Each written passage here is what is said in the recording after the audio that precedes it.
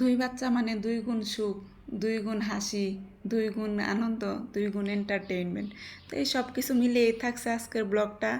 তো আজকে টুকটাক কি করলাম এটা আপনাদের সাথে শেয়ার করব। আসসালামু আলাইকুম। এখানে আমি সকালে উঠে ভাত আর ডিম ভাজি করে নিয়েছিলাম, ওটাই এখন বাচ্চাদেরকে খাওয়াই দিতেছি।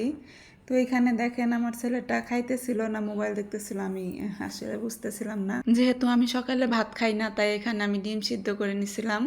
তো এটাই খেয়ে নিচ্ছিলাম মা ছেলে দুজনে। আর এই তো খাইতে গেলেও তার দুষ্টামি কমে না, তার সারাক্ষণ দুষ্টামি চলতেই থাকে, তার দুষ্টামি ছাড়া এক মুহূর্ত ভালো লাগে না। আমাদের ব্রেকফাস্ট ডান। সো দেখেন সে কি করতেছে। হ্যাঁ, বিস্কিট চাচ্ছো? তো আমার ছেলে এখনো সেভাবে কথা বলতে পারে না, টুকটাক একটু বলতে পারে, কথায় খুব জড়তা আছে। তারপরেই তো আমাদের ঘরের এই অবস্থা। এখন এগুলো আমি ঘরটাকে সুন্দর করে গুছিয়ে রান্নার কাজে চলে যাব। ঘর পরিষ্কার করার পর ক্লিপটা নিতে ভুলে গেছি। আমি আজকে মাছের তরকারি রান্না করব। তো এখানে মাছগুলোকে ভালো করে ধুয়ে হলুদ মরিচ সাথে কিছু মশলা দিয়ে ভালোভাবে মেরিনেট করে রেখে দিচ্ছি কিছুক্ষণ, কারণ মাছে যদি ভালোভাবে মশলা না ঢুকে মাছটা খেতে ভালো লাগবে না, পাঞ্চে লাগবে।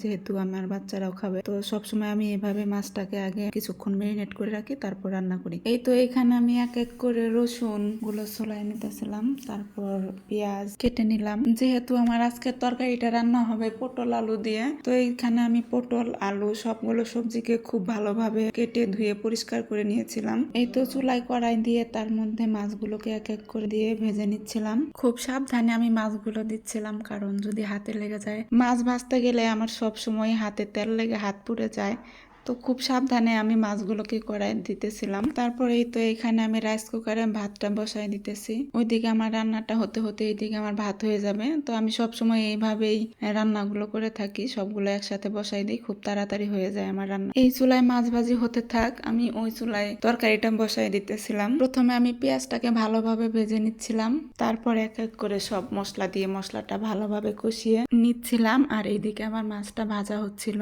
তো এইভাবে সবসময় আমি দুই চুলায় রান্না করার চেষ্টা করি, তাতে আমার রান্না খুব তাড়াতাড়ি হয়ে যায়। তো এইদিকে আমি সবজিগুলোকে দিয়ে ভালোভাবে কষিয়ে নিব। এখন আমার হাতে যেহেতু সময় খুব কম থাকে, তো আমি এইভাবেই সবসময় রান্নাগুলো তাড়াতাড়ি করার চেষ্টা করি। এখানে আমার মাছ ভাজা শেষ, এখন আমি একটু শুটকি ভর্তা করে নিচ্ছি।